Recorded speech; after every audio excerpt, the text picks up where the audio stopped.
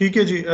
औज़ुबिल्लाहि मिनश्शैतानिर्रजीम, बिस्मिल्लाहिर्रहमानिर्रहीम। पहले तो थोड़ी सी माज़रत कि हमें देर से स्टार्ट किया, उसकी वजह ये तकरीबन 10 मिनट का डिले हुआ। उसकी बड़ी वजह ये थी कि कुछ लोगों के चैलेंजेस थे, लॉग इन करने में प्रॉब्लम था, और कोई भी चीज़ जो बिल्कुल नई स्टार्ट हो उसमें प्रॉब्लम होता है। एक बड़ा चैलेंज ये था कि किस तरह से कम्युनिकेट किया जाए और किस तरह से लोगों को टाइम का पता चले। तो वो उसके लिए वो व्हाट्सएप ग्रुप बनाने की ज़रूरत पेश आई, और फिर साथ उसी पे लिंक शेयर हुआ कि आप उसमें लॉगिन कर सकें। तो तकरीबन 450 लोग हैं जिन्होंने फॉर्म फिल किया है, और अभी शायद उसमें से 120 के करीब लॉगिन है। तो वो कुछ को प्रॉब्लम हो रही थी लॉगिन करने के लिए, तो उन प्रॉब्लम को रिजॉल्व करने में थोड़ा टाइम लगेगा। देखते हैं कि क्या और चीज़ हो सकती है। असल में जूम के साथ इशू ये है कि जूम में 100 पार्टिसिपेंट्स से ज़्यादा नहीं हो सकते, और अब पार्टिसिपेंट्स काफ़ी ज़्यादा हैं। तो ये टेक्निकल रीजंस हैं। अब हम आज का जो एजेंडा है, और ये एक दो लेक्चर्स में ये चीज़ें सॉर्ट आउट हो जाएंगी, ये क्लियर हो जाएगा। इसमें शुरू में शायद थोड़ा टाइम लगता है, लेकिन इवेंचुअली ये चीज़ें ठीक हो जाएंगी इंशाल्लाह। तो आज का जो ऑब्जेक्टिव है उसमें सबसे पहले तो एक ब्रीफ सा इंट्रोडक्शन होगा, क्योंकि आप में से अक्सर लोग ऐसे हैं जिनको मैं नहीं जानता। उसकी मेथडोलॉजी में मैं बताऊंगा कि किस तरह ये आइडिया इवॉल्व हुआ। इसमें से बहुत से ऐसे लोग हैं जिन्हें मैं मिल चुका हूँ, लेकिन बहुत सारी ऐसी तादाद भी है जिनसे कभी भी कोई मुलाकात नहीं हुई। उसके बाद एक पार्टिसिपेंट्स जो हैं, जो उनका एक ब्रीफ सा ओवरव्यू, और ये जो आइडिया है ये किस तरह से इवॉल्व हुआ, कौन से टॉपिक्स हम देखेंगे और क्यों इम्पोर्टेंट है उन टॉपिक्स के बारे में जानना, और फिर इंटेंडेड ऑब्जेक्टिव्स जो इस इनिशिएटिव के हैं, मेरे एंड पे क्या ऑब्जेक्टिव्स हैं, और फिर आपके एंड में भी कोई ऑब्जेक्टिव होंगे कि अगर आप अटेंड कर रहे हैं तो वो क्यों अटेंड हो रहे हैं, और फिर उसके बाद उसको हम देखें कि आपके ऑब्जेक्टिव और मेरे ऑब्जेक्टिव में कहाँ पे मैच हो सकती हैं चीज़ें। उसके बाद टीचिंग मेथडोलॉजी को थोड़ा सा एक्सप्लेन करेंगे कि किस तरह की मेथडोलॉजी हम अडॉप्ट करेंगे, क्या क्या चीज़ें करेंगे, और एंड पे ये कि मेरी क्या एक्सपेक्टेशंस होगी आपके लिए, और आपके लिए what's in it for you. तो बेसिकली जैसे एक कोई भी चीज़ अगर आप लेने जाते हैं तो आप उसको देखते हैं और फिर आप डिसाइड करते हैं कि क्या आपको वो काम करना है या नहीं करना। तो इसमें भी जो चीज़ हुई वो ये कि एक फॉर्म क्रिएट हुआ, और वो फॉर्म क्रिएट होने के बाद डिफरेंट जगहों पे शेयर हुआ, और फिर लोग इसमें आए। आखिरी पॉइंट इसका ये है कि हम कम्युनिकेशन स्ट्रेटजी को, यानी ये कि व्हाट्सएप पे करना है, MS टीम पे, जूम पे, इन सारों के ऊपर भी बात करेंगे टुवर्ड्स एंड। तो ये तकरीबन आधा घंटा लगेगा ये सारी चीज़ें कवर करने में। मैंने इसको माइक को ऑफ इसलिए किया है क्योंकि बाज़ औक़ात कोई पार्टिसिपेंट से माइक ऑन रह जाता है और फिर वो सारे उसमें डिस्टर्ब होते हैं। तो इसलिए माइक को ऑफ करना ज़्यादा बेहतर था। अगर कोई प्रॉब्लम होगा तो टुवर्ड्स द एंड जब लेक्चर ख़त्म होगा तो फिर हम माइक को ऑन कर लेंगे, उसको ऑन कर लेंगे। और ये एक दो, जैसे मैंने कहा कि कोई भी नई चीज़ में मसला होता है। जैसे कोरोना वायरस जब आया था तो शुरू शुरू में लोगों को बड़ा प्रॉब्लम हुआ था कि मास्क पहनना है नहीं पहनना, सैनिटाइज़र के साथ क्या करना है। अब लोगों को थोड़ी सी आदत हो गई क्योंकि एक नई चीज़ थी, अब वो वक्त के साथ पुरानी हो गई। तो खैर हम कंटिन्यू करते हैं। अभी हमने 10 मिनट देर से शुरू किया है, 9:30 के बजाय 9:40 पे शुरू किया, और अभी 9:45 हुए हैं, यानी 5 मिनट में मैंने आपको ये बताने की कोशिश की है कि इसका मकसद क्या है आज की इस प्रेजेंटेशन का। थोड़ा सा ब्रीफ इंट्रोडक्शन। जो मेरी एजुकेशन है, मैंने मुख्तलिफ़ जगहों से पाकिस्तान में पढ़ा हुआ है, और IBA कराची से मास्टर्स किया। इसके बाद स्टेट बैंक ऑफ पाकिस्तान में जॉब की, डिप्टी डायरेक्टर रहा वहाँ पे, और इंस्पेक्शन की। जो IBA से MBA किया था वो मार्केटिंग में था, और स्टेट बैंक में जॉब इंस्पेक्शन की थी, जिसमें पाकिस्तान के मुख्तलिफ़ इलाकों को देखने का मौका मिला। तो गुजरात से लेके गिलगित बल्तिस्तान तक, कराची तक, तमाम जगहों का विज़िट इस स्टेट बैंक में भी हुआ और वैसे भी किया। उसके बाद अमेरिका की मुझे एक स्कॉलरशिप मिल गई, फुल ब्राइट स्कॉलरशिप, जो कि 2 साल की थी, और उस 2 साल में मैं अमेरिका में गया पढ़ने के लिए, जहाँ से मैंने एक और मास्टर्स किया। और ये मेरी तस्वीर है हार्वर्ड यूनिवर्सिटी की। हार्वर्ड यूनिवर्सिटी दुनिया की टॉप यूनिवर्सिटी में उसका शुमार होता है। तो वहाँ से मैंने 2 साल का मास्टर्स किया, 2010 में मास्टर्स कंप्लीट किया। और हार्वर्ड से पढ़ने के बाद पाकिस्तान में इवनिंग में लॉ भी किया, और यूएसएड में 5 साल काम किया। यूएसएड की बहुत अच्छी जॉब, जिसमें बहुत अच्छी सैलरी होती है, लेकिन एक्सपोजर बहुत ज़बरदस्त है, क्योंकि मैं गवर्नमेंट ऑफ पाकिस्तान में मैं एज एन एडवाइज़र काम करता रहा डिफरेंट मिनिस्ट्रीज़ के साथ। तो वो एक बहुत अच्छा एक्सपीरियंस था कि जिसमें मुझे कैबिनेट जाने का, सुप्रीम कोर्ट जाने का, गवर्नमेंट की मिनिस्टर्स के साथ इंटरेक्शन, डोनर्स के साथ इंटरेक्शन, वर्ल्ड बैंक के लोगों के साथ इंटरेक्शन, पाकिस्तान में सफ़र, मुख्तलिफ़ जगहों पे डैम्स के ऊपर जाना, क्योंकि हम एनर्जी पे काम कर रहे थे। तो एनर्जी सेक्टर के जो मसाइल थे, कभी वापडा हाउस लाहौर जाना होता था, कभी और एनर्जी सेक्टर के इशूज़, कभी कोयटा, कभी कराची। तो वो एक बहुत ही रिवॉर्डिंग एक्सपीरियंस था जो मैंने 5 साल यूएसएड में काम किया। मिनिस्ट्री ऑफ वाटर रिसोर्सेज में एज एन एडवाइज़र रहा, 2 मिनिस्टर्स हैं उनके साथ काम किया, और एक मिनिस्टर वो थे जो बाद में वज़ीर आज़म बने, बल्कि 2 ऐसे मिनिस्टर हैं जिनके साथ मैंने काम किया और वो फिर बाद में वज़ीर आज़म बने। एक राजा परवेज़ अशरफ थे और एक शाहिद खाकान अब्बासी थे, जो मिनिस्टर ऑफ पेट्रोलियम में थे। इसके बाद 3 साल तक consumer rights commission of Pakistan है, जो इस्लामाबाद में है, इसमें मैं as a head of programs था। और as a head of programs का मतलब ये है कि मैं वो उनके तमाम प्रोग्राम्स देखता था जो कंज्यूमर राइट्स के ऊपर काम होते थे। टीवी पे भी अक्सर आना होता था, और इसके अलावा कुछ कॉन्फ्रेंसेस वगैरह भी ऑर्गेनाइज मैंने कराई। हिप्नोसिस एक चीज़ है जिसमें माइंड साइंसेस से हम ये सीखते हैं कि हमारे माइंड की क्या पावर है और उसको हम कैसे यूज़ कर सकते हैं। तो इसका 100 आवर्स का एक कोर्स है जो मैंने किया। रेकी हीलिंग एक कोर्स है जो कि किया जाता है कि हील करने के लिए एक एनर्जी सिस्टम है, उस एनर्जी सिस्टम को स्टडी करते हैं, और फिर अल्टीमेटली वो हीलिंग के लिए काम आता है। तो ये भी मैंने दोनों कोर्स, ये मेरा शौक़ था तो मैंने ये चीज़ें की। इसके अलावा 5 साल से कायद-ए-आज़म यूनिवर्सिटी इस्लामाबाद में पढ़ाता रहा हूँ 2016 से, और 2010 से 2011 से फातिमा जिन्ना वुमेन यूनिवर्सिटी में फुल टाइम पढ़ा है। यानी ये वो यूनिवर्सिटियाँ हैं जहाँ पे मैंने फुल टाइम से मुराद ये कि था तो मैं विजिटिंग फैकल्टी में, लेकिन कंटिन्यूसली पढ़ाता रहा हूँ। यानी इन 10 सालों में अपनी जॉब के साथ हफ्ते में एक कोर्स लेता था, लेकिन उस कोर्स के लिए 3 घंटे की मेरी क्लास होती थी फातिमा जिन्ना यूनिवर्सिटी में, और फिर अब कायद-ए-आज़म यूनिवर्सिटी में पढ़ाता हूँ। और इसके अलावा बहुत सारी यूनिवर्सिटीज़ में के साथ मैं पढ़ा चुका हूँ, लेकिन एक रेगुलर बेसिस पे नहीं, जिसमें मुल्तान की बहाउद्दीन ज़करिया यूनिवर्सिटी है, और गिलगित बल्तिस्तान में, इसके अलावा कोयटा में बलूचिस्तान यूनिवर्सिटी, और पेशावर के अंदर भी, जामशोरों में भी, और पाकिस्तान से बाहर भी अमेरिका में और नेपाल में भी थोड़ा सा पढ़ाने का मौका मिला। तो टीचिंग एक तरह से पैशन है। इसके अलावा जो वर्क एक्सपीरियंस है वो मुख्तलिफ सफ़र बहुत सारी जगहों के किए हैं। इंटरनेशनल सफ़र ज़ाहिर बात है हर मुसलमान की ख्वाहिश होती है, तो अल्लाह ने तौफ़ीक दी अपने घर की ज़ियारत करने की, रोज़ा मुबारक पे जाने की भी तौफ़ीक हुई काफ़ी दफ़ा। इसके अलावा ये माइंड साइंसेस की एक पिक्चर है जिसमें अब एक चम्मच को अपनी माइंड की पावर से कैसे मोड़ सकते हैं, वो एक कोर्स था जो मैंने किया। ये लाहौर में हुआ था। ये पिक्चर रशिया की है। रशिया विज़िट पे हम एज ए स्टडी ट्रिप गए थे। जब मैं अमेरिका में पढ़ता था तो हमारे सारे स्टूडेंट्स का ग्रुप रशिया गया था, जो एक बड़ा ज़बरदस्त एक्सपीरियंस था। रशियन गवर्नमेंट के लोगों से मिलना, उन लोगों से मिलना जो कि डिसीजन मेकर्स हैं, बिजनेसेस रन करते हैं। उसके अलावा OIC जो कि ऑर्गेनाइजेशन ऑफ इस्लामिक कंट्रीज़ है, इसका टर्की में इजलास एक दफ़ा हुआ था, उसमें मुझे मौका मिला कि मैं पाकिस्तान को रिप्रेजेंट करूं और स्पीच हो मेरी। तो ये इस पिक्चर में मैं सेकंड नंबर पे बैठा हूँ।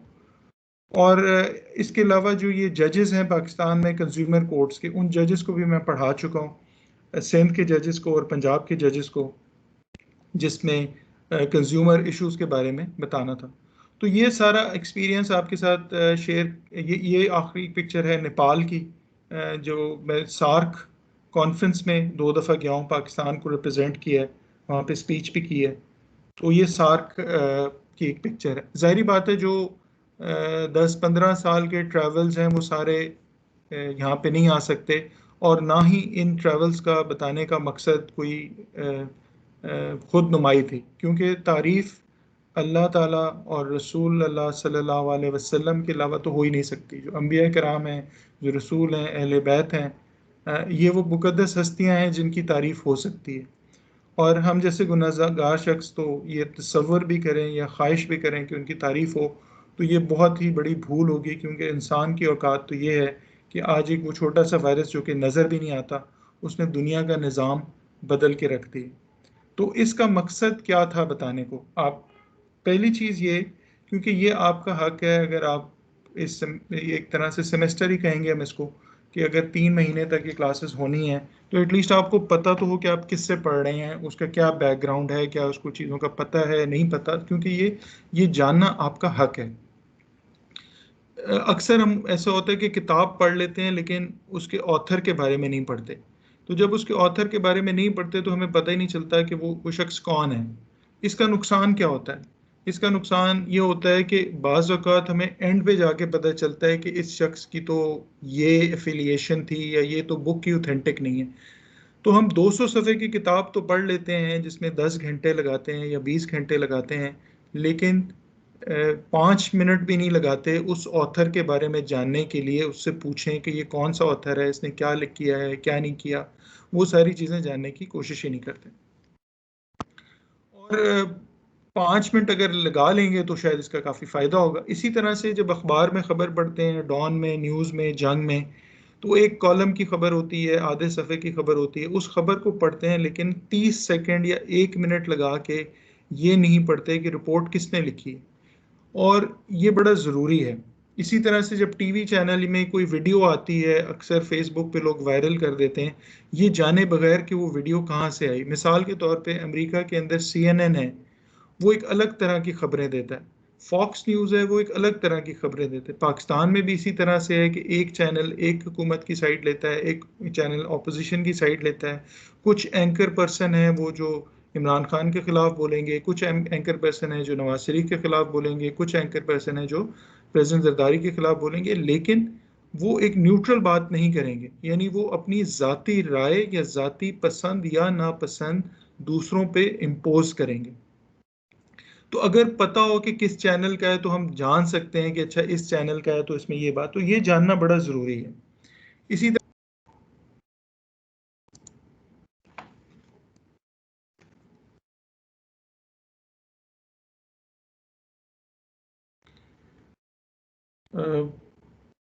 जी, इंडिया की मैं बात कर रहा था कि एक तो वॉइस मैसेजेस की बात की, फिर उसके बाद मशरल खान की बात की, कि इंडिया के अंदर ऐसा हुआ कि एक दफ़ा एक गांव के अंदर व्हाट्सएप पे कोई मैसेज चला दूसरे कबीले के लिए, और 50 लोगों का कत्ल हो गया।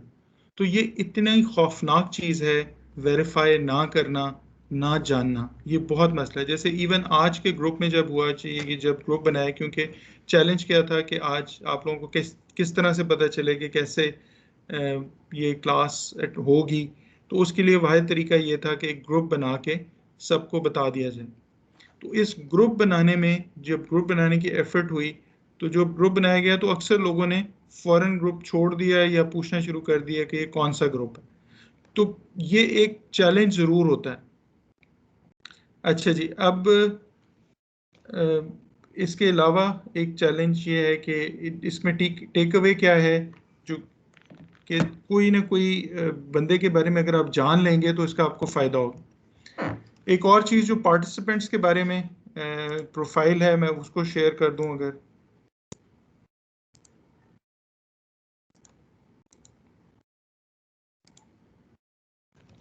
कि पार्टिसिपेंट्स जो जो जिन्होंने फॉर्म फिल किया उनका क्या प्रोफाइल है।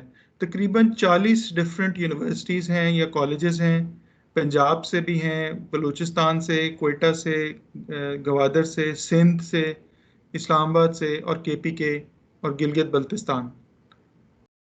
इसके अलावा करंट स्टूडेंट्स हैं अक्सर, कुछ मास्टर्स के हैं, कुछ बीएस कर रहे हैं, कुछ एफएससी में हैं, और 15 से ज़्यादा डिसिप्लिन्स के लोग हैं। ये मैं आपके साथ एक स्क्रीन भी शेयर करता हूँ जिससे थोड़ा सा आपको अंदाज़ा हो जाएगा।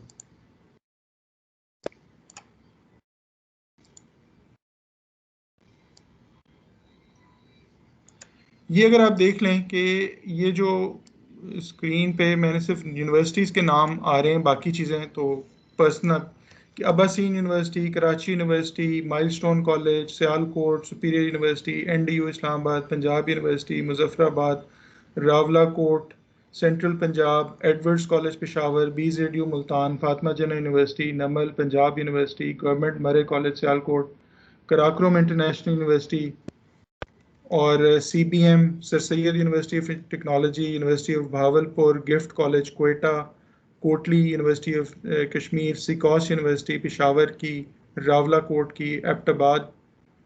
तो ये Allama Iqbal open university, Lahore school of economics, Balochistan university, मरे कॉलेज सियालकोट है, नमल है। तो ये तकरीबन अगर सब मिलाएं तो ये जो लोग बनते थे जिन्होंने फॉर्म साइन किया वो थे कोई 474।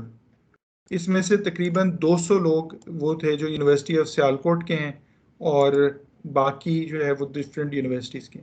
तो अब जाहिर बात है कि बाज़ लोग फॉर्म तो फिल कर देते हैं लेकिन बाज़ वो फिर नहीं लेना चाहते क्लास, उसकी भी वजूहत हो सकती हैं। लेकिन जस्ट बैकग्राउंड के ये आपसे इसलिए शेयर करूँ कि बहुत ही डाइवर्स ग्रुप है। और जो टॉप रैंकिंग है, सबसे ज़्यादा लोगों ने कहा कि जो ज़्यादातर लोग थे उन्होंने कहा CSS करना है, नंबर 2 पे लोगों ने स्कॉलरशिप्स के लिए कहा, नंबर 3 पे अदर एग्ज़ाम्स के लिए कहा, और नंबर 4 पे लर्निंग के लिए कहा। तो ये आइडिया बना किस तरह से आया, मैं साथ साथ टाइम भी देख रहा हूँ, अभी 10 बजे हैं, तो तकरीबन 20 मिनट हुए हैं इस कॉन्वर्सेशन को शुरू हुए हुए। तो ये आइडिया किस तरह से आया ये सब करने का? सबसे पहले तो ये कि 10 साल की टीचिंग के कुछ तजुर्बात थे, जिसमें क्योंकि मेरी ख्वाहिश है कि अगर मैं अमेरिका की बेहतरीन यूनिवर्सिटी में गया हूँ तो पाकिस्तान के और लोग भी जाएं और वो चीज़ें सीखें, क्योंकि बहुत ही ज़बरदस्त नॉलेज है, वो बहुत ही ज़बरदस्त एक्सपोजर है। अमेरिका में जाना, वहाँ पे सीखना, बाकी लोगों से मिलना, ये आपकी आंखें ऐसे खोल देता है कि फिर समझ आता है कि हम तो बिल्कुल वो कुएं के मेंढक वाली मिसाल है, हमें तो दुनिया का पता ही नहीं। तो जब इंसान सफ़र करता है, नेपाल जाएं, किसी और जाएं, तुर्की का एक बड़ा ज़बरदस्त एक्सपीरियंस था। तो ये सारे सफ़र और टीचिंग करके ख्वाहिश ज़रूर हुई कि लोगों को भी बताया जाए।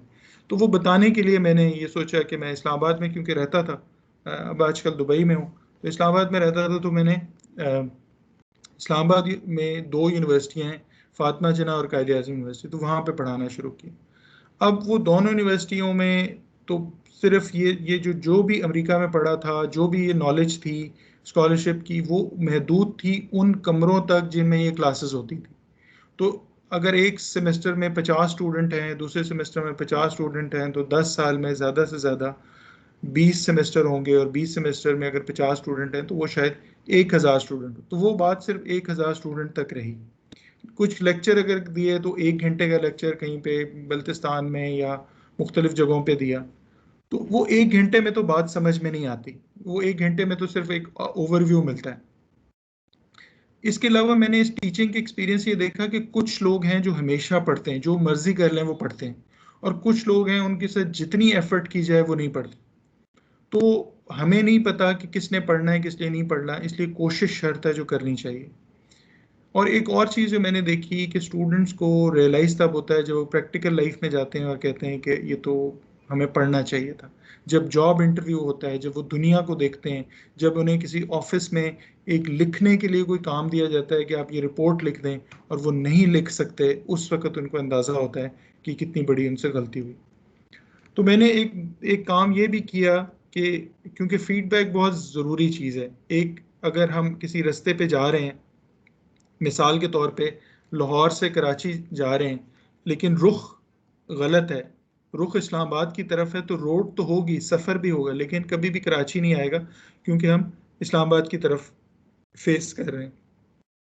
तो फीडबैक का मकसद ये होता है कि इंसान जान सके कि उसकी क्या गलती है। तो मैंने भी अपने जो 10 साल के स्टूडेंट्स थे उनसे एक फीडबैक ली, और उनमें से इन 1000 स्टूडेंट्स में से मेरे ख्याल से 100 लोगों ने शायद जवाब दिया, क्योंकि जैसे लोग चले जाते हैं, शादियां हो जाती हैं, जॉब हो जाती है, ईमेल नहीं देखते, कुछ लोग देखते हैं, तो 100 लोगों ने तकरीबन जवाब दिया, फीडबैक दी। उसमें मैंने उनसे यही पूछा कि पढ़ाई के दौरान आपको क्या मसले हुए थे और क्या चीज़ें ऐसी होनी चाहिए थी जो आपके प्रॉब्लम्स थे, क्योंकि तब तो ना कोई ग्रेड का खौफ होता है, ना कोई ऐसे बात होता है, फॉर्मर स्टूडेंट्स हैं। तो उनमें से अक्सर की ये राय थी कि आपको ज़बरदस्ती हमें ये चीज़ें बतानी चाहिए थी, अक्सर आपने हमारे ऊपर छोड़ दिया कि बहुत अच्छी चीज़ है, पढ़ लो। आप ज़बरदस्ती करते तो शायद हम पढ़ लेते, हमसे गलती हो गई। बहुत ज़्यादा तादाद ने अफसोस का इजहार किया। तो एक ये फीडबैक थी। फिर रिग्रेट में थे। उसके अलावा मैंने जो अमेरिका में देखा है, मेरी ख्वाहिश है कि यहाँ पे भी लोग उस तरह से इल्म हासिल करें, और जब वो बात करें, और इल्म वो है कि उनकी बात से ज़ाहिर हो, जब वो किसी चीज़ पे मशवरा दें, जब उनकी राय ली जाए तो वो इल्म आए।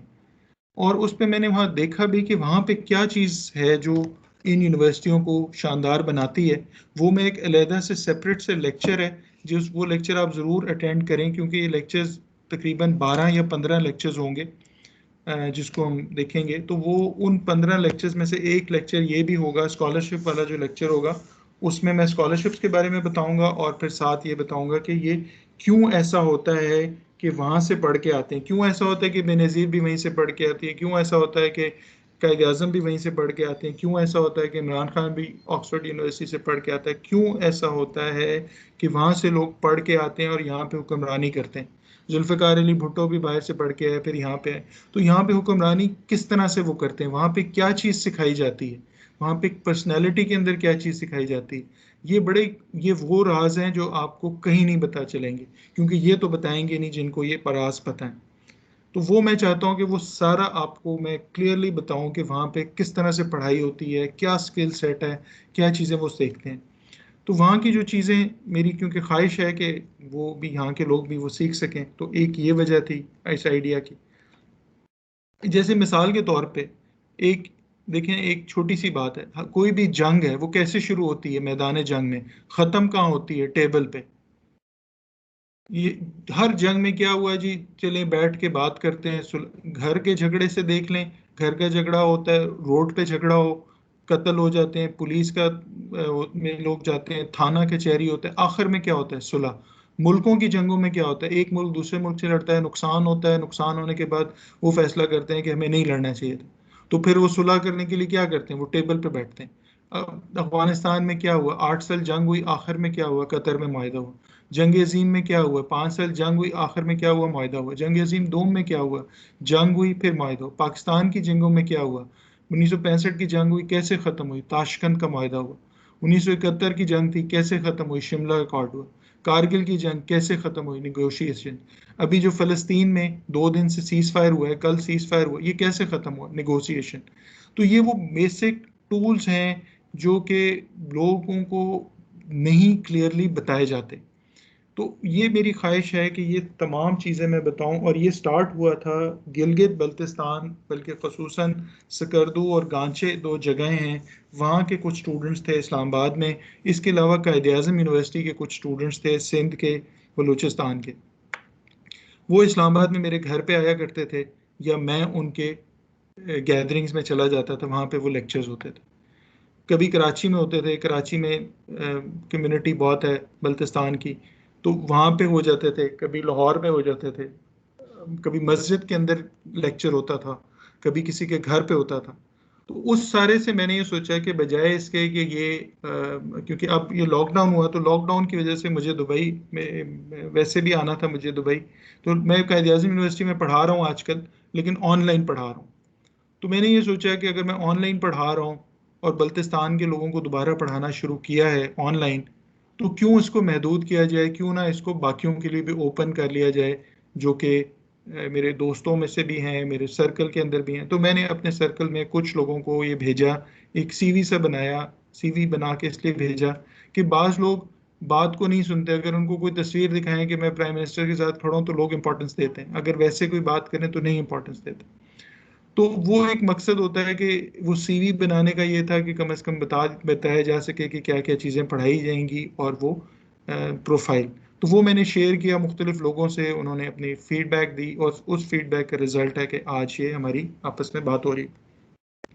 तो इस तरह से ये आइडिया फॉर्मुलेट हुआ कि बजाय इसके कि एक कमरे में जो लोग पढ़ते थे उस नॉलेज को आम कर दिया जाए, उस नॉलेज को ओपन कर दिया जाए। आप इसमें से क्या सीख सकते हैं? जो आपने साइन इन तो किया है, लेकिन जो मैं समझता हूँ कि आपको हेल्प करेगी जो चीज़, उसके बारे में मैं बता दूं। एक सेकंड में इसमें एनिमेशन डाल दूं।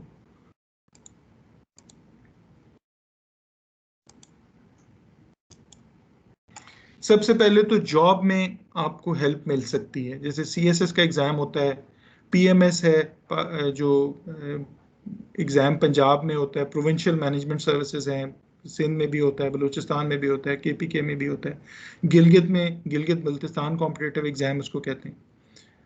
तो जॉब्स हैं, फिर इसके अलावा मुख्तलिफ गवर्नमेंट की और जॉब्स हैं, यानी इन तीनों के अलावा CSS, PMS, GB कॉम्पिटिटिव के अलावा गवर्नमेंट की मुख्तलिफ जॉब्स हैं। कोई और जॉब्स हैं आजकल जिसमें NTS पे एग्ज़ाम होता है, कहीं पे मेरिट बेस्ड हायरिंग हो रही है, इंटरव्यू हो सकता है आपका कहीं पे।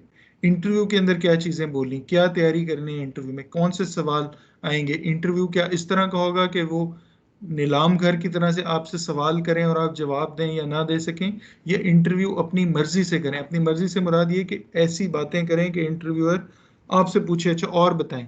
तो ये हमारे पास कुछ टेक्निक्स होती हैं जिनको अगर आप सीखें तो फिर आपका इंटरव्यू बहुत अच्छा हो सकता है।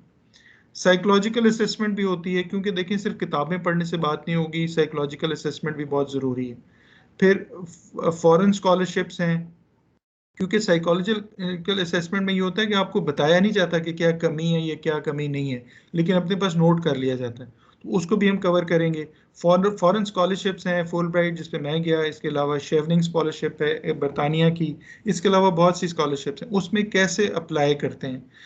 मुझे सैकड़ों की तादाद में लोग पूछते हैं ऐसे का, और मैं नहीं बता सकता हर किसी को।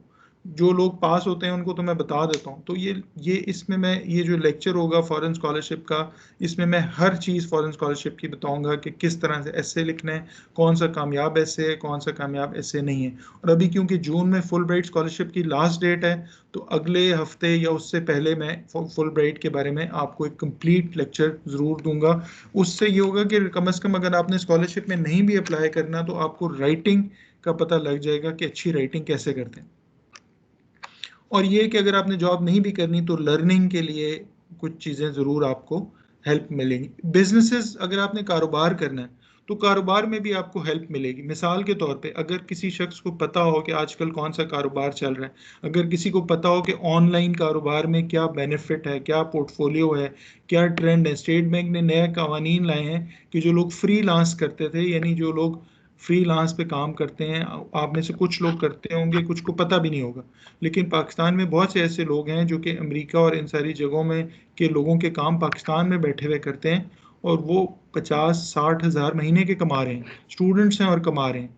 तो वो किस तरह से कमा रहे हैं, बिजनेस के क्या आइडियाज़ हैं, ये तो उसी को पता चलेगा ना कि जो अच्छा बाहर से पैसे भी आ सकते हैं। पहले अगर कोई आप यहाँ पे इस्लामाबाद में बैठे, पंजाब में बैठे, सियालकोट में बैठ के, सिकरदू में बैठ के काम करेंगे, कोयटा में बैठ के काम करेंगे, तो आपको पैसे भी मिलेंगे। पहले ये था कि 5 लाख से ज़्यादा पैसे आ नहीं सकते थे अकाउंट में, स्टेट बैंक की तरफ से मना था। अब स्टेट बैंक ने उसको बढ़ा दिया, 10 लाख कर दिए। यानी अगर आप किसी बाहर कहीं पे काम करें तो आपको 10 लाख रुपए अगर देना चाहें तो आपको दे सकते हैं। पहले कानूनी तौर पे 5 लाख से ज़्यादा पैसे नहीं आ सकते थे, अकाउंट खोलना पड़ता था और मुश्किल मसाइल। तो अगर कारोबार भी कर रहे हैं तो नॉलेज से कारोबार आसान होगा। अगर किसी ने कुछ ज़मीन खरीदनी है, प्लॉट बनाना है, तो अगर उसको नॉलेज होगी कि कहाँ पे डेवलपमेंट हो रही है, कहाँ पे ये सारी चीज़ें हो रही है, तो वहीं पे वो प्लॉट बनाएगा। तो मुख्तसर ये है कि अगर आप जॉब कर रहे हैं, स्कॉलरशिप की तैयारी करना चाहते हैं, सिर्फ हाउस वाइफ के तौर पे अगर घर पे रह रहे हैं या फिर रिटायर्ड लाइफ गुजार रहे हैं, तब भी ज़रूरी है लर्निंग, और कारोबार के लिए भी ज़रूरी है लर्निंग। तो ये सारी चीज़ें यू कैन लर्न। अब अगर आप आज एक इसी में देख लें कि कोविड के दौरान क्या हुआ, कुछ लोगों ने ज़्यादा से ज़्यादा ऑनलाइन काम शुरू कर दिए, और वो इस अपॉर्चुनिटी से उन्होंने काफ़ी फ़ायदा उठाया। पूरी दुनिया के अंदर ऐसे हुआ।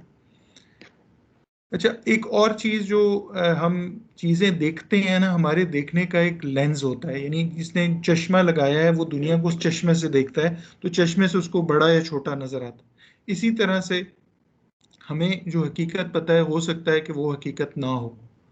तो रियलिटी जो है, यानी जो असलियत है, वो शेप करेगी जिस तरह की हमने ग्लासेस पहनी है। ये इसका मकसद ये है कि अगर कोई शख्स पाकिस्तान में है तो वो कहेगा कि 1857 में जंग आज़ादी हुई। अगर कोई बच्चा इंग्लैंड में है तो वो कहेगा 1857 में बगावत हुई। यानी एक ही चीज़ है क्या चीज़? वो है एक सेकेंड,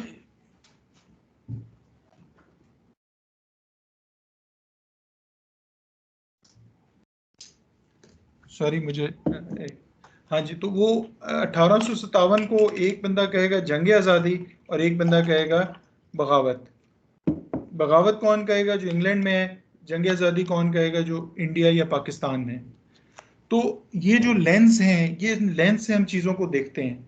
फ़लस्तीन में जो हो रहा है, कुछ लोग इसको कहेंगे कि हमारी ज़मीन है, कुछ कहेंगे कि नहीं हमारा किबला अव्वल है। तो ये लेंस हमें इसका एक फ़ायदा ये होता है कि हम उसी तरह की ट्रेनिंग मिलती है जिस तरह के हमारे माँ बाप होते हैं। जैसे इसकी मिसाल ये है कि जिस घर में पीपल्स पार्टी की तारीफ होती है, वहाँ पे आज भी जुल्फ़िकार अली भुट्टो की तस्वीर लगती है। जिस घर में अयूब खान को पसंद किया जाता था, उस घर में आज भी उसकी तस्वीर होगी। ट्रकों के पीछे अयूब खान की तस्वीर होगी। जिस घर में PMLN को पसंद किया जाता है, उनके बच्चे भी नवाज शरीफ के बारे में बात करेंगे। यानी हमारी जो रियलिटी है वो शेप हो रही है उस लेंस से जो हमें माशरे ने, सोसाइटी ने, फैमिली ने पहना दी। और अब हम उसी तरह से चीज़ों को देखते हैं। जो हम टॉपिक्स पढ़ेंगे अब, क्योंकि ये इसमें आपका जो सिलेबस जो मैंने प्रोफाइल देखी है, इसमें बायोकेमिस्ट्री के लोग भी हैं, वेटनरी मेडिसिन के लोग भी हैं, MBBS के भी लोग हैं, डेंटल कुछ डॉक्टर्स हैं जो कि डेंटिस्ट्री कर रहे हैं, कुछ MBA के लोग हैं, कुछ इंजीनियरिंग के लोग हैं, कुछ रिलीजियस स्टडीज़ कर रहे हैं, कुछ इकोनॉमिक्स कर रहे हैं, कुछ बिजनेस एडमिनिस्ट्रेशन कर, यानी एक बहुत ही वास्ट वैरायटी है। इसीलिए मैंने कहा कि वो 15 से ज़्यादा, क्योंकि मैं सारे गिन भी नहीं सका, 15 से भी ज़्यादा डिफरेंट टॉपिक्स हैं। लेकिन इसकी मिसाल मैं इस तरह से वो दूंगा कि चाहे कोई फुटबॉल खेल ले, चाहे हॉकी खेल ले, चाहे स्क्वॉश खेल ले, होगा क्या? उसका स्टेमिना बढ़ेगा। ये तीनों चीज़ें मुख्तलिफ गेम्स हैं लेकिन उसका स्टेमिना बढ़ेगा।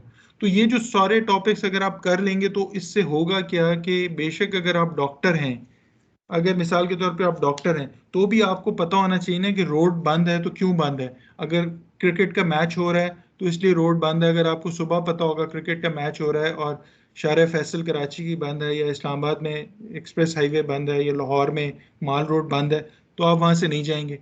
आपको क्यों पता होगा क्रिकेट की टीम आई हुई है, इसलिए आज मुझे हॉस्पिटल दूसरी जगह से जाना है। तो इवन ये कॉमन इशू है, इसके बारे में बेसिक अंडरस्टैंडिंग होनी चाहिए।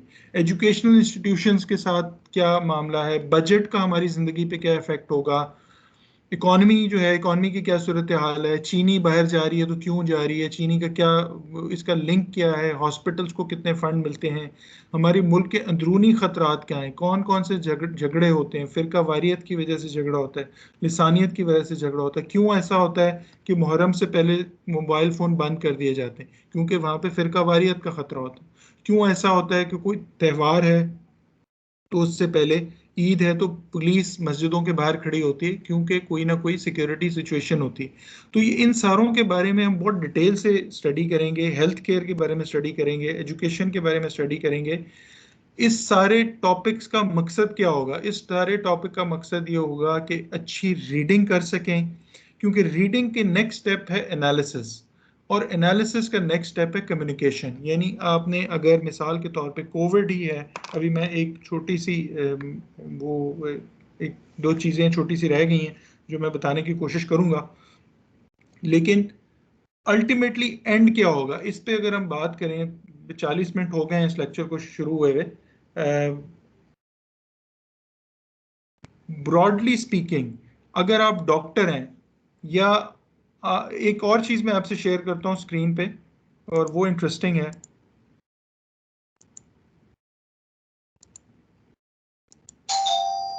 अच्छा, इसके अंदर दो तीन चीज़ें बड़ी क्लियर हैं, शायद स्क्रीन पे नज़र आ रहा हो।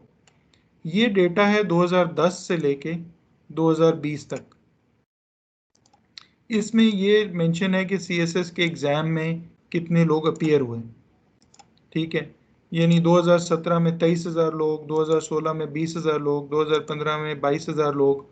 ये वो लोग हैं जो सीएसएस में क्योंकि ये कंटिन्यूड था रिसर्च, तो इस वजह से ये इसको कंक्लूड नहीं किया जा सका। ये अभी भी वर्क इन प्रोग्रेस है।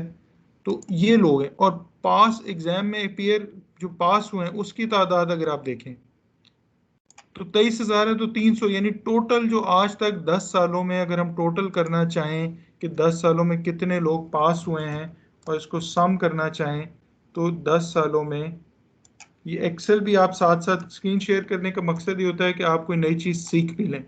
अब एक्सेल में अगर हमने ये देखा कि 5,000 लोग पास हुए हैं 10 सालों में, और इसी फार्मूला को अगर यहाँ पे कॉपी करें तो 1,27,000 लोग थे जिन्होंने सीएसएस का एग्ज़ाम दिया, और 1,27,000 में से 5,000 लोग पास हुए। और पास होने के बाद भी नौकरी हर किसी को नहीं मिली। नौकरी कितनों को मिली? 1,000 लोग। अब होता क्या है कि 376 लोग पास हुए हैं, फिर उसका इंटरव्यू होता है, फिर इंटरव्यू के बाद 364 लोग पास हुए, लेकिन हुकूमत हर साल कहती है कि कितनी नौकरियां हैं। जितनी हुकूमत के पास पुलिस में नौकरियां हैं, डीएमजी में नौकरियां हैं, रेलवेज में नौकरियां हैं, वो नौकरियों की तादाद 221 थी, तो उन्होंने क्या किया, 364 में से 221 लोगों को जॉब्स दे दी। अब आप ये देखें, 1,27,000 लोग इम्तिहान दे रहे हैं और 2,000 पास हो रहे हैं, तो कुछ तो होगा उन 2,000 के पास, कुछ तो उनकी एनालिसिस की स्किल होगी। और अगर सीएसएस नहीं भी करना तो भी ज़रूरी है कि आपको मुल्क के बारे में पता हो, अगर रोड बंद हो रही है, इकॉनमी के बारे में पता हो आप, क्योंकि हम इस मुल्क में रहते हैं, हमें हमें भी तकलीफ़ होनी चाहिए अगर यहाँ पे कोई बच्चा की डेथ हो जाती है, कोई बच्ची अगवा हो जाती है। ये क्यों होता है? क्या जहनी बीमारी है? कहाँ पे गवर्नेंस का फॉल्ट है? क्योंकि क्रिटिसाइज कहते हैं ना कि तनकीद करने के लिए इल्म का होना ज़रूरी है, वरना वो उसका पूरा मसला मुझे भूल गया है। वरना जहालत काफ़ी है, शायद इस तरह की कोई बात है। बुराई निकालनी हो तो जहालत ही काफ़ी है, या सिर्फ नुक्ताचीनी नहीं करनी। तो ये जो हमारे मुल्क में मसाइल हैं, जिससे हेल्थ केयर के मसाइल हैं, मेंटल हेल्थ का मसला है, यानी कुछ तो मसला होगा ना उन लोगों के साथ जो एक 4 साल की बच्ची को अगवा करते हैं, उसके साथ ज्यादती करते हैं, उसको मार देते हैं। तो वो मेंटल क्या प्रॉब्लम्स है, मेंटल हेल्थ के क्या प्रॉब्लम्स, यहाँ पे क्यों स्कूल नहीं है? क्यों हमारे साथ ऐसे होता है कि एक वाहिद किताब दुनिया में ऐसी है जो कि कुरान है, जिसको हम पढ़ते जा रहे हैं और समझ नहीं रहे? हर चीज़ इसमें, मैं आपको एक छोटी सी बात यहाँ पे बताना चाहूँगा।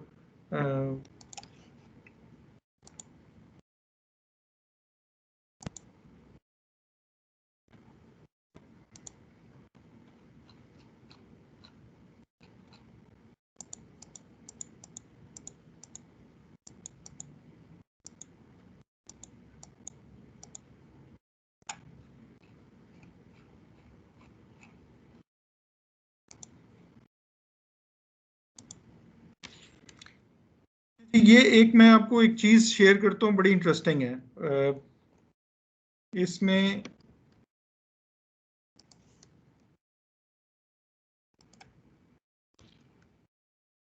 पुर्तगीज ज़बान में एक लफ्ज़ है कोमर मासर, स्पेनिश में उसी लफ्ज़ को कहते हैं कोमा मंजाना, और अरबिक में कहते हैं अकल अल फता, टर्किश में कहते हैं एल्मा ये, जर्मन में कहते हैं इस एफिल, जापानीज में कहते हैं रिंगो तबेरो, चाइनीज में कहते हैं शी पुंगया, और फ्रेंच में कहते हैं मजे दालेपोमे। इसका मकसद है सेब खाओ, यानी ये मुख्तलिफ ज़बानों में कह रहे हैं सेब खाओ। और क्योंकि हमें ज़बान नहीं आती तो हम ना सेब खरीदेंगे ना सेब खाएंगे। बेशक हमें कोई डॉक्टर, अगर पुर्तगीज़ डॉक्टर कहे कुमेर मासर कि आप सेब खाएं आपकी सेहत ठीक होगी, हमें पुर्तगीज़ आती नहीं है, तो हम क्या करेंगे? हम बिल्कुल भी नहीं सेब खाएंगे। इस तरह से कोई भी प्रोफेशन है, कोई भी प्रोफेशन आप देख लें, जैसे मिसाल के तौर पे आप इसी प्रोफेशन को देख लें कि कोई इंजीनियर बनना चाहता है, तो इंजीनियर वो बनने के लिए क्या करेगा? वो इंजीनियर बनने के लिए, ये वाली स्लाइड अगर देखें, किसी ने पायलट बनना है तो उसको वो क्या कहेगा? वो कहेगा मुझे अंग्रेजी में पढ़ाओ या उर्दू में पढ़ाओ। अगर किसी ने डॉक्टर बनना है तो उसको अगर कहा जाए फारसी में पढ़ना है तो वो कहेगा फारसी तो मुझे आती नहीं, मैं डॉक्टर नहीं बन सकता। अगर किसी को कहे इंजीनियर बनना है और तुम्हें पढ़ाएंगे फ्रेंच में और वो पाकिस्तान में है तो वो कहेगा नहीं, मुझे या उर्दू में पढ़ाओ या अंग्रेजी में पढ़ाओ। अगर पाकिस्तान मिलिट्री एकेडमी काकूल में फारसी ज़बान में पढ़ाना शुरू कर दे तो लोगों को नहीं समझ आएगी। उन्हें किस ज़बान में पढ़ाते हैं? अंग्रेज़ी में या उर्दू में, ताकि वो एक अफसर बन सकें। कोई वकील अगर बनना चाहेगा, जैसे कायद आज़म रहमतुल्लाह वकील थे, तो वो किस ज़बान में पढ़ा होगा उन्होंने? अंग्रेज़ी में, जो उनको आती थी। अगर कोई गाड़ी का मैकेनिक है तो उसका उस्ताद उसको कैसे काम सिखाएगा? उसको उर्दू ज़बान में सिखाएगा या पश्तो ज़बान में सिखाएगा या सिंधी में सिखाएगा या पंजाबी में सिखाएगा कि ये वाला नट खोलना है, ये वाला नट, क्योंकि ये ज़बान उसको आती है। अगर वो उसको फारसी में बताए, अगर वो उसको फ्रांसीसी में बताए तो उसको समझ ही नहीं आएगी। और एक इलेक्ट्रिशियन है तो एक इलेक्ट्रिशियन को अगर कहा जाए कि ये तार इस तरफ जोड़नी है तो वो कैसे जोड़ेगा? उस वक़्त जब उसको वो ज़बान आती होगी। अगर ज़बान ही नहीं आती होगी तो वो कर ही नहीं सकेगा। यानी आप ये देख लें कि एक प्लम्बर से लेके एक इलेक्ट्रिशियन तक हम सीखने के लिए क्या करते हैं कि हमें समझ आए। और जिस किताब ने हमें इंसान बनाना है, इंसान, क्योंकि अर रहमान के बाद है अल्लामुल कुरान, कि कुरान का इल्म दिया। अल्लाह ताला ने कहा कि कुरान का इल्म दिया, और फिर एक आयत में कहा वलकद यस्सरनल कुरान लिज़िक्र फहल मिन मुज़क्किर, हमने कुरान को आसान बना दिया, है कोई जो उसको समझे? लेकिन हम क्या करते हैं? हम सिर्फ अरबी पढ़ते हैं, उसका तर्जुमा नहीं पढ़ते। तो इन इन द एंड मैं ये कहना चाहूँगा कि ये जो हमारे साथ हुआ है, ये जो जुल्म इस कौम के साथ हुआ है, ये बहुत भयानक जुल्म है कि खुद जो पढ़ते हैं बाहर जाके वो नहीं बताते, और वो उनको ग़ुलाम रखना चाहते हैं और ताहयात ग़ुलाम रखना चाहते हैं कि लोग एक दूसरे को कत्ल करें, कहीं पे झगड़ा किसी और मुल्क में हो, अपनी बिल्डिंग्स जला दें, अपने अस्पतालों को जला दें, अपनी गाड़ियों। अभी रमज़ान मुबारक शुरू हुआ, रमज़ान मुबारक का बरकत महीना, और क्या हो रहा था? कहीं पे रोड बंद है, कहीं पे आग लगा रहे हैं। हमें इख्तिलाफ है, बिल्कुल है, हर मुसलमान का दिल तड़प जाता है अगर सरवर कायनात सैयदुल कौनैन साहिबुत्ताज वल महराज मोहम्मद सल्लल्लाहु अलैहि वसल्लम की शान में कोई ज़रा भी बात करे, और ये बिल्कुल तड़प जाना चाहिए, इसमें कोई शक नहीं है। लेकिन ये कहाँ का इंसाफ है कि अस्पताल जाते हुए एक मरीज़ को मारा जाए? ये कहाँ का इंसाफ है कि अपने ही मुल्क की पुलिस को की गाड़ियों को जलाया जाए? ये कहाँ का इंसाफ है कि अपने ही स्कूलों के अंदर बम फाड़े जाएं, लड़कियों को ना पढ़ाया जाए? ये क्यों होता है? ये जो हमारे साथ ज्यादती हुई है और धोखा हुआ है कि हमें एक कुरान से भी दूर रखा गया है, दूसरा वो इल्म भी नहीं दिया गया है। जैसे वो क्या ऐसे है जो उसको लिख के आप हार्वर्ड यूनिवर्सिटी में दाखिल हो सकते हैं? वो क्या ऐसे है जिसको आप लिख के सीएसएस में दाखिल हो सकते हैं? और सीएसएस में दाखिल होना कम के बाद अगला स्टेप है, 200 लोग दाखिल हुए, कौन अगले अगले ग्रेड पे कौन जाएगा? जिसके पास इल्म है। थोड़ी देर के लिए इमेजिन करें कि आप अगर कैबिनेट में बैठे हुए, इमरान खान वजीर आज़म है या कोई भी वजीर आज़म हो, नवाज शरीफ वजीर आज़म हो या यूसुफ रज़ा गिलानी वजीर आज़म हो, इन तीनों वजीर आज़म से कोई भी वजीर आज़म और कैबिनेट में आप बैठे हों, इमरान खान या नवाज शरीफ या जो यूसुफ रज़ा गिलानी आपसे पूछें कि बताएं जी कि मुल्क में हमें लॉकडाउन में क्या करना चाहिए, तो कौन बंदा बता सकेगा? कैबिनेट में चंद लोग होंगे। जो कौन बताएंगे? जो ज़रा पढ़े लिखे होंगे, जिनको पता होगा कि दुनिया में क्या हो रहा है, चाइना से वैक्सीनेशन मंगाएं या फौज को बुला लें या लोगों को ऐसे करें। ये बाकी जो 40 वज़रा हैं वो तो चुप रहेंगे। बोलेगा कौन? जिसको इल्म होगा। इसी तरह से जो सीएसएस भी कर लेगा उसकी अगली तरक्की डिपेंड करेगी इल्म को। तो इल्म सीखना इतना ज़रूरी है, इतना ज़रूरी है, इतना ज़रूरी है कि अल्लाह ताला ने जब आदम से गलती हुई तो अल्लाह ताला ने क्या कहा? अल्लाह ताला ने कलमात सिखाए। कुरान में क्या कहा कि अल्लाह ने उनको सिखाया, कुछ कलमात सिखाए, और फिर उन्होंने दुआ की तो तब अल्लाह ने माफ़ किया। तो अल्लाह ने सरवर कायनात सैयदुल कौनैन मोहम्मद सल्लल्लाहु अलैहि वसल्लम से जो दुआ मंसूब है वो क्या दुआ है? रब्बे ज़िदनी इल्मा, ए अल्लाह मेरे इल्म में इजाफ़ा कर। तो ये इल्म अगर हम नहीं सीखेंगे तो हम बहुत बड़ा नाशुक्री, मैं समझता हूँ नाशुक्री करेंगे।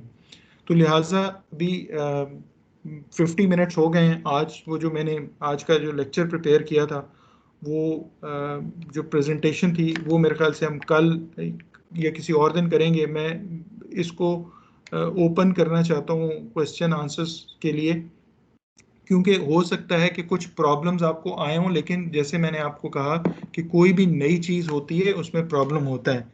जिस वक्त आज से 5 साल पहले एपीएस अटैक हुआ था पेशावर में, तब जाके मोबाइल फ़ोन जो थे वो अंगूठे पे बायोमेट्रिक करानी पड़ती थी।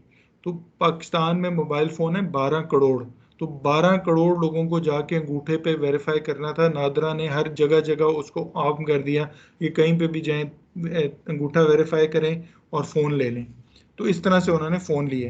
तो एक नया काम था, नए काम में आहिस्ता आहिस्ता चीज़ें होती हैं। तो ये भी एक नई चीज़ है, इसमें आहिस्ता आहिस्ता कोई इम्प्रूवमेंट आएगी, कम्युनिकेशन बेहतर होगी, मटेरियल जो शेयर करना है वो, ये मैं आज की सारी प्रेजेंटेशन तो व्हाट्सएप जो आपका ग्रुप है उसमें मैं शेयर कर दूंगा। और अब हम मुख्तसर यानी इसको एंड करते हैं। अच्छा, कुछ चीज़ें जो मैं कहना चाहूँगा वो ये कि मुझे बहुत से लोगों ने चंद बातें कहीं, और उन बातों को मैं मुख्तसर यहाँ पे, क्योंकि जो कॉमन सवाल हो सकते हैं वो कॉमन सवालों को मैं अभी एड्रेस करना चाहूँगा। कॉमन सवाल एक ये था,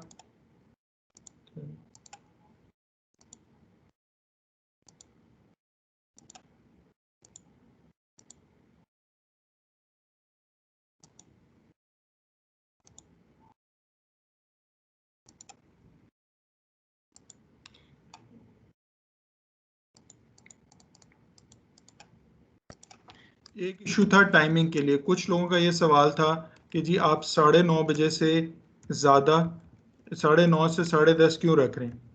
फिर कुछ लोगों का ये सवाल था ये सैटरडे को क्यों है। तो इन दोनों सवालों के मैं आपको जवाब दे देता हूँ, क्योंकि मेरा क्या चैलेंज था। मेरा चैलेंज जैसे मैंने आपको बताया है, मेरा सबसे बड़ा चैलेंज ये है कि इसमें पूरे पाकिस्तान से लोग हैं, ख़वातीन भी हैं, हाउस वाइफ्स भी हैं, इसमें स्टूडेंट्स भी हैं, हाउस वाइफ्स भी हैं और प्रोफेशनल्स भी हैं। उन सब का ये कहना था, जो इनिशियल थोड़ा, ये नहीं आप सबसे तो सर्वे नहीं हुआ, सर्वे तो सिर्फ शुरू के 100 लोगों से हुआ था। उन 100 लोगों ने में से 70 लोगों ने ये राय दी थी कि जी हम छुट्टी वाले दिन, हफ्ता या इतवार हमारे लिए फिजिबल है कि छुट्टी है। दूसरा, कुछ ख़वातीन का ये कहना था कि घर के कुछ काम होते हैं तो अगर सुबह के टाइम हो वो नहीं कर पाती, तो ऐसा टाइम सोचा गया कि जिसमें ज़्यादा लोगों के लिए आसानी हो। दूसरा टाइम मेरे लिए कन्वीनियंट है सुबह सुबह का।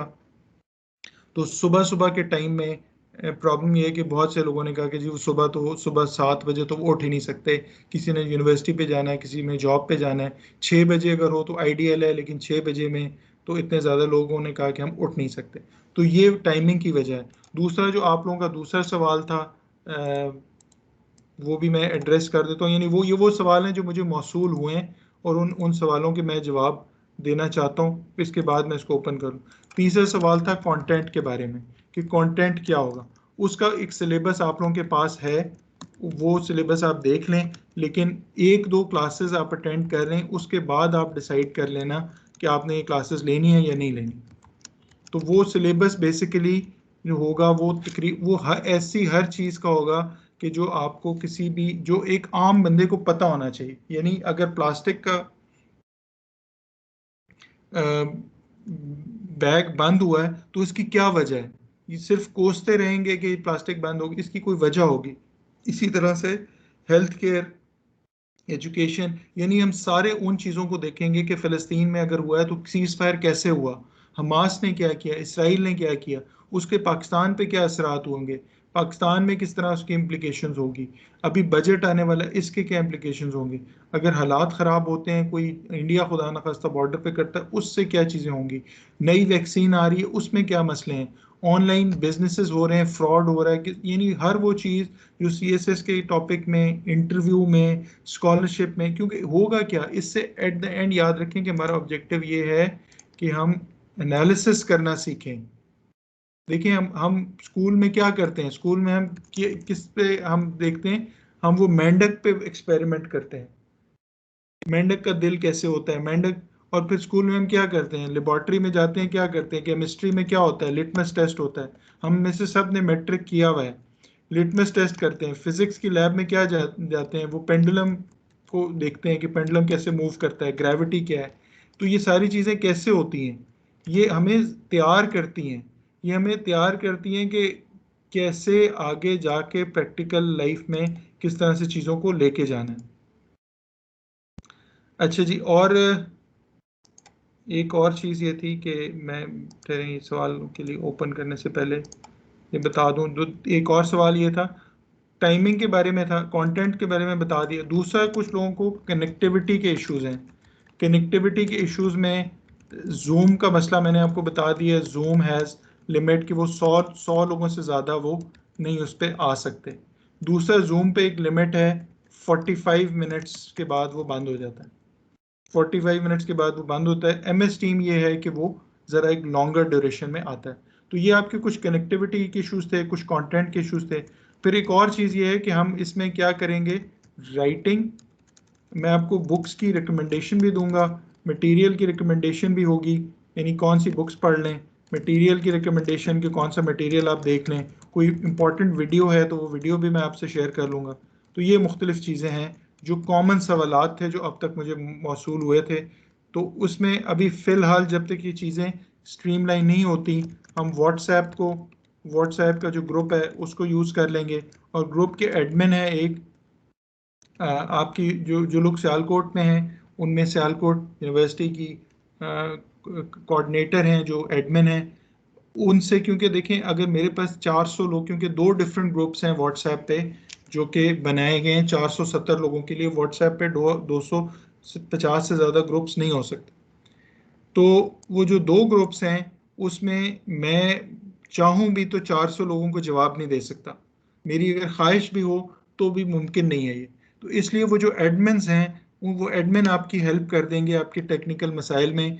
2 एडमिन्स हैं जो आपको हेल्प करेंगे किसी तरह के भी प्रॉब्लम के अंदर, क्योंकि मेरे लिए थोड़ा सा चैलेंज होता है हर किसी को इंडिविजुअली जवाब देना। जैसे अभी भी मेरा माइक ऑफ हुआ था, वो मुझे किसी ने फ़ोन किया और उस फ़ोन से मुझे पता चला कि माइक ऑफ है, तो मैंने माइक को ऑन किया। फिर इस तरह से मेरी स्क्रीन नहीं शेयर हो रही थी, तब किसी ने मुझे फ़ोन किया। तो मैं पॉसिबल नहीं है कि सारे मैसेजेस देख सकूं, क्योंकि मुझे वो एक दिन में तकरीबन कोई 1000-1200 से ज़्यादा मैसेज आते हैं। तो ये ह्यूमनली पॉसिबल नहीं है कि मैं अगर 1 घंटे के लिए फ़ोन इस्तेमाल करता हूँ कि मैं वो 1000 मैसेजेस को देख सकूँ। तो लिहाजा एडमिन आपकी हेल्प उसमें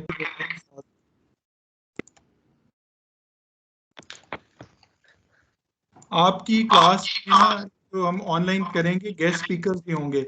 मेरी एक क्लास फेलो थी अमेरिका में जो फ़लस्तीन में यासिर अरफात के साथ काम करती थी, उनसे भी मैंने रिक्वेस्ट किया। मेरी पूरी दुनिया में जो दोस्त हैं, कोई अफ्रीका में है, कोई कहाँ पे वहाँ पे काम कर रहे हैं, तो वो आपको बताएंगे। इवन पाकिस्तान के बहुत सीनियर लोग हैं, कोई अगर कोई मिनिस्टर है या कोई ऐसा बंदा है जिसको हम समझते हैं कि हमें बता सकता है कोई इम्पोर्टेंट चीज़, कोई मीडिया का इम्पोर्टेंट बंदा है जो मीडिया के बारे में बता सकता है, तो हर क्लास में मैं कोशिश करूँगा कि कोई गेस्ट स्पीकर हो जो आपको परफेक्ट किस्म की वो चीज़ें बताए कि एक्चुअल क्या होती है, यानी किताबी बातें ना बताए, वो बताए कि प्रैक्टिकल क्या होता है। तो हर फील्ड का, जैसे मेडिकल है तो किसी डॉक्टर को बुला लेंगे, कोई इंजीनियर है तो किसी इंजीनियर को बुला लेंगे, पाकिस्तान से भी बुलाएंगे, बाहर से भी। और ये जो खातून है इनका नाम उल्फत हमाद है, ये यासिर अरफात के साथ काम करती थी। 50 साल से ज़्यादा इनकी उम्र है। फ़लस्तीन के बारे में इतनी ज़बरदस्त नॉलेज आपको देंगी, इतनी ज़बरदस्त नॉलेज देंगी कि आप हैरान रह जाएंगे। तो वो गेस्ट स्पीकर सेशन में ये भी होगा। ये मैं बताना पहले भूल गया था, ये बड़ी इंपॉर्टेंट चीज़ है।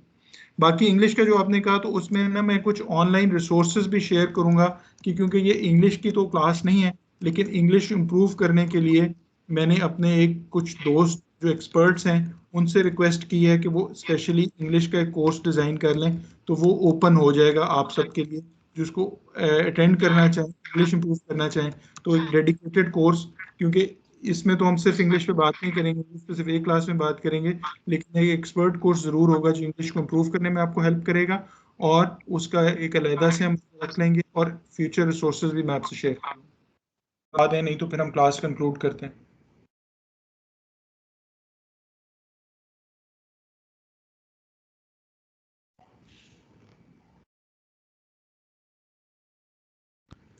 ठीक है जी, फिर हम इस क्लास को कंक्लूड करते हैं। मैं ये जो मटेरियल है, जो क्लास की रिकॉर्डिंग है, इसको मैं आपके साथ शेयर कर लूँगा, कोशिश करूँ अगर हो सका। नहीं तो ये कि अगली क्लास के बारे में मैं आपको सिलेबस के बारे में व्हाट्सएप ग्रुप पे बता दूंगा। आप सबका बहुत शुक्रिया, thank you very much. Okay ji,